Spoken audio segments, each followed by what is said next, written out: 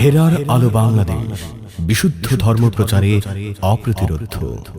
সূরা বাকারার শুরুতেই আল্লাহ তাআলা আলিফ লাম মিম শব্দ বলেছেন।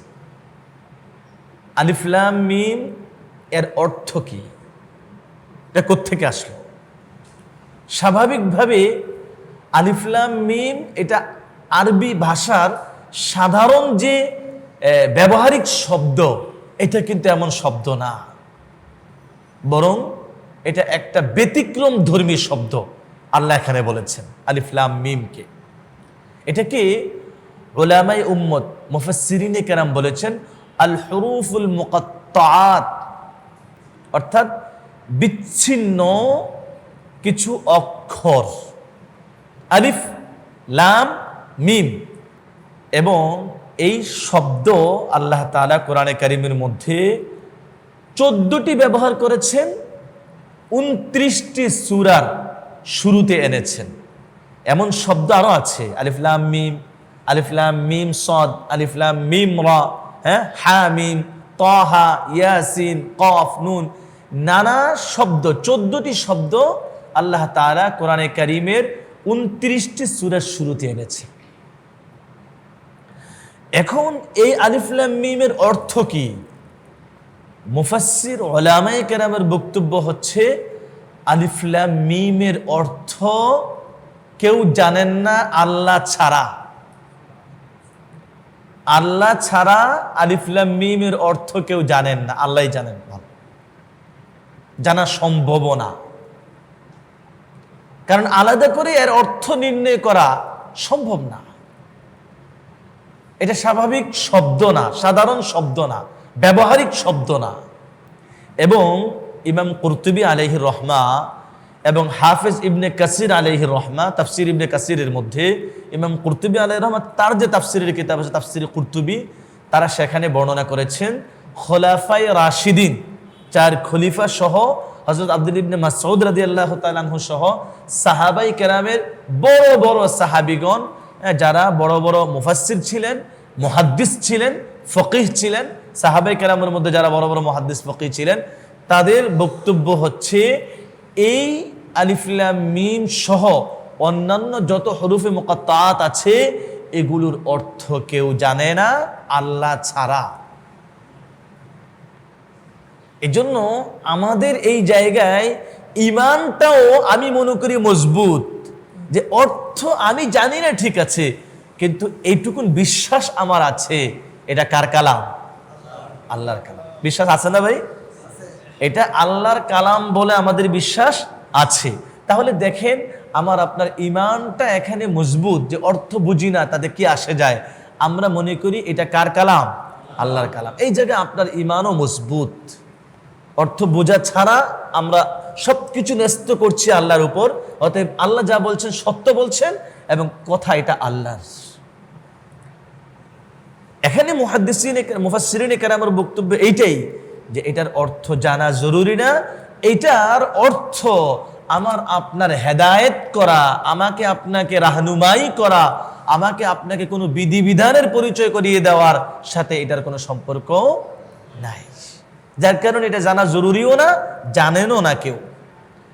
তবে কতক ফকিহ বা কতক মুফাসসিরিনে কেরামের বক্তব্যও আছে এখানে, তারা এটার অর্থ বের করার চেষ্টা করেছেন, অর্থ বের করার চেষ্টা করেছেন, কিন্তু সেই কথাগুলো দুর্বল।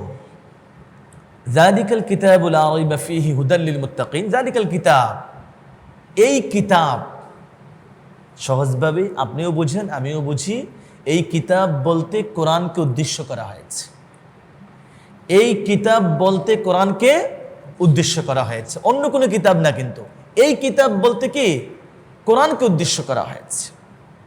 তো কিতাব উদ্দেশ্য করলে লা রাইবা ফীহি হুদাল লিল মুত্তাকিন বলেছেন আল্লাহ তাআলা, যে এটা এমন কিতাব তাতে কোনো সংশয় শোভা সন্দেহ নেই। সুবহানাল্লাহ।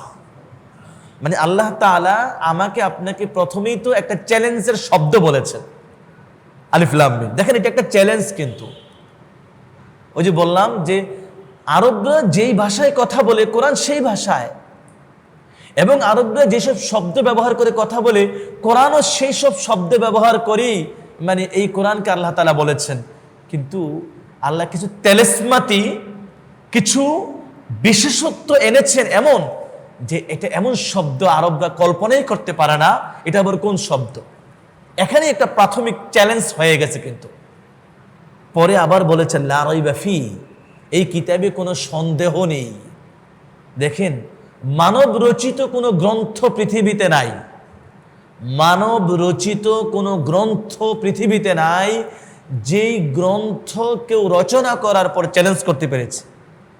অতএব যে কথা আল্লাহ বলেছেন এটা আল্লাহর কালাম বলেই আল্লাহ বলতে পেরেছেন, মানুষের কালাম না। এটা বিশ্ব নবী সাল্লাল্লাহু আলাইহি সাল্লামের নিজের পক্ষ থেকে বলা কোনো কথা না। এটা নবীজিও মানুষ ছিলেন, নবী ছিলেন, আশরাফুল আম্বিয়া ছিলেন, কিন্তু মানুষ ছিলেন। অতএব নবীজি সাল্লাল্লাহু আলাইহি সাল্লামেরও বানানো কোনো কথা না। এটা স্বয়ং আল্লাহর কথা, আর স্বয়ং আল্লাহর কথা বলেই এখানে কোনো রকমের সংশয় শোভা নাই, সন্দেহ নাই। দেখেন আল্লাহ তাআলা আমাদের সূরা বাকারার মধ্যেই সামনে আয়াত আসবে, ওয়া ইন কুনতুম ফী রাইবিম মিম্মা নাযালনা আলা আবদিনা ফাতু বিসূরাতিম মিন মিসলি। আল্লাহ বলেছেন সংশয় যদি থাকে, সন্দেহ যদি তোমাদের থাকে, তাহলে চেষ্টা করো কোরআনে কারিমের মধ্যে সবচেয়ে ছোট সূরা যেটা, ওই সূরার মতো কোনো সূরা তোমরা তৈরি করতে পারো কিনা চেষ্টা করো, তৈরি করো, দেখাও আমাকে তৈরি করে।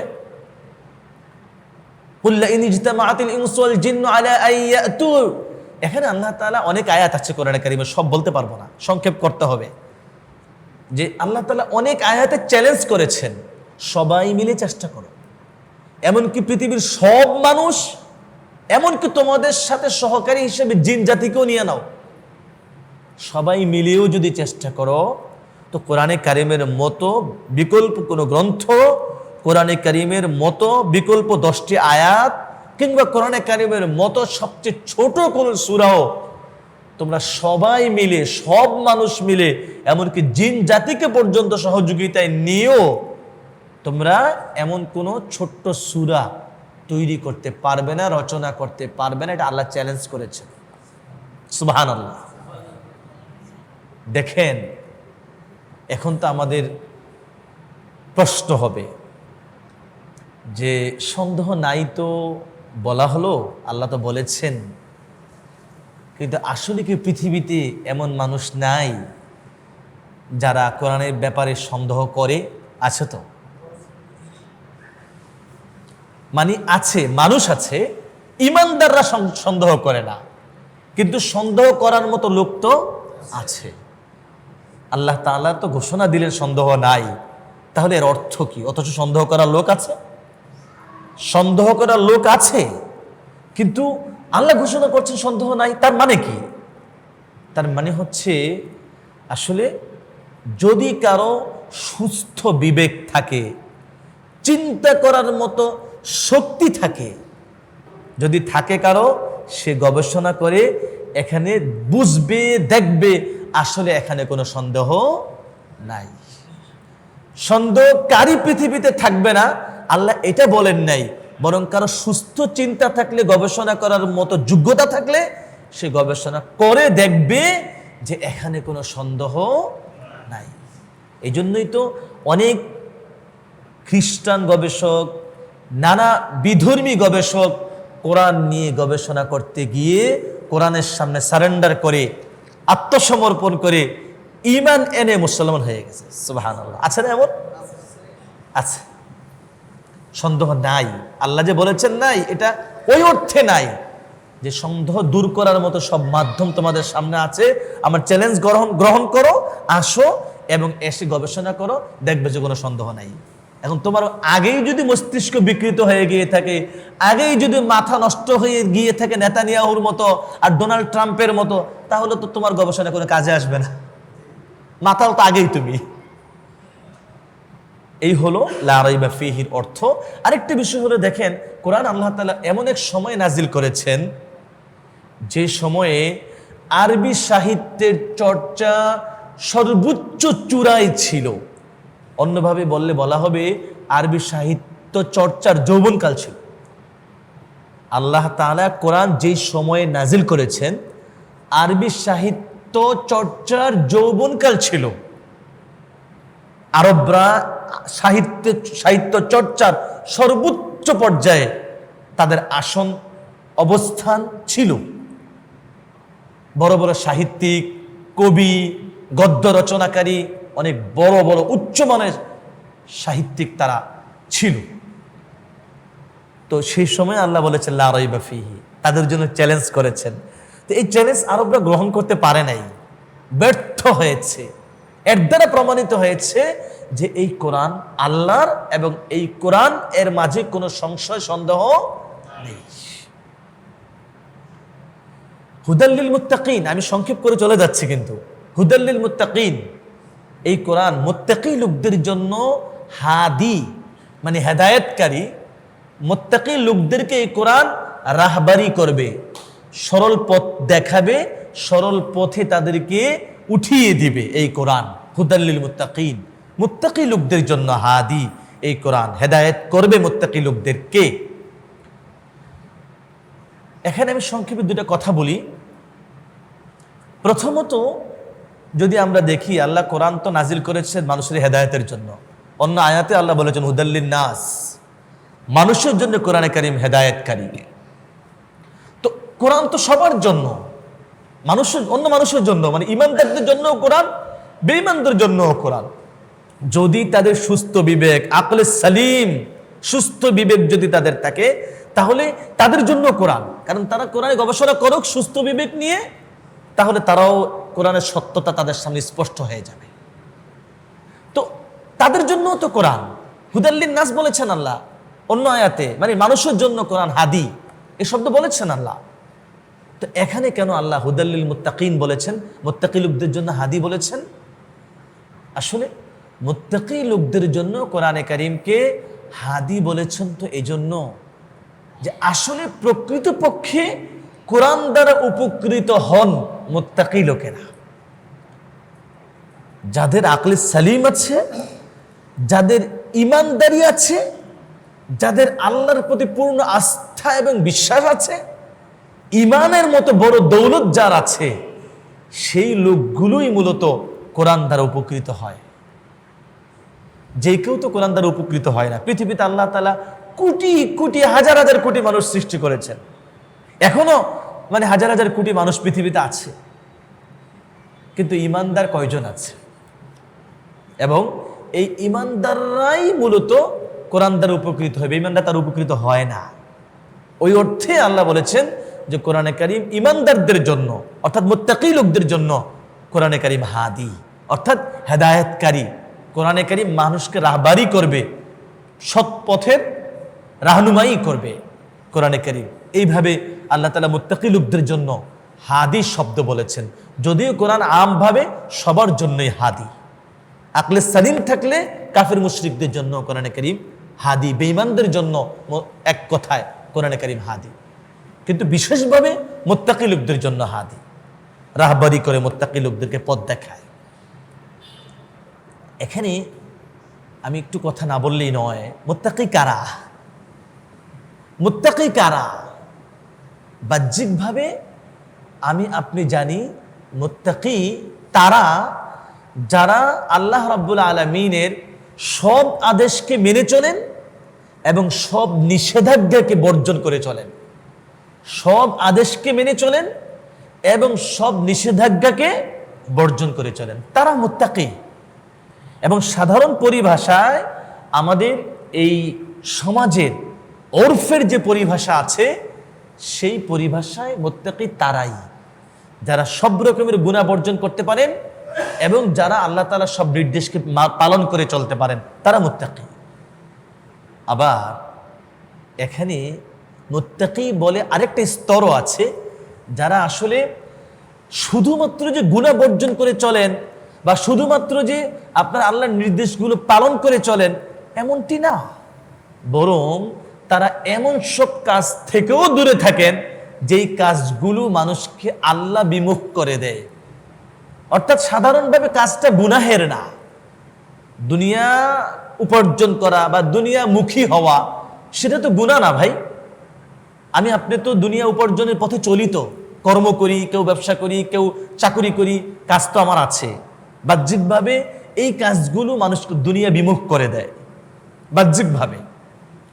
তো এখানে ওলামায়ে উম্মতের একটা বক্তব্য আছে যে যারা এমন কাজ থেকেও বিরত থাকেন যে কাজগুলো বাহ্যিকভাবে মুবাহ এবং করা যায়, এটা হারাম না, জায়েজ, কিন্তু এই কাজগুলো থেকেও তারা বিরত থাকেন, কারণ এই কাজগুলো তাদেরকে আল্লাহ বিমুখ করে দেয়, আল্লাহ থেকে, আল্লাহর স্মরণ থেকে গাফেল করে দেয়, আল্লাহ বিমুখ করে দেয়।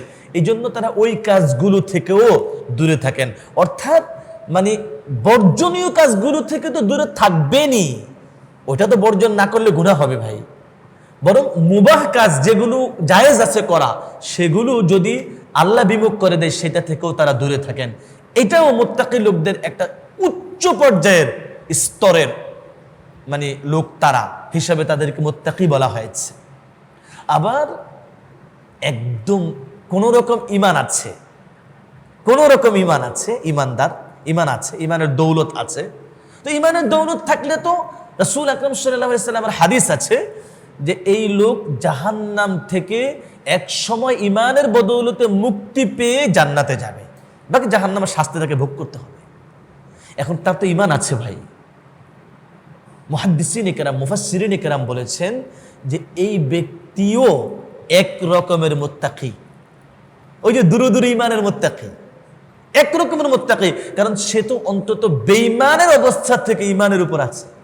এটাও তার জন্য এক রকমের তাকওয়ার উপর থাকা না ভাই, কারণ সে তো আযাবে মুখাল্লাদ, যেটা জাহান্নামের শাস্তি, সেটা থেকে তো সে দূরে রয়েছে, দূরে আছে।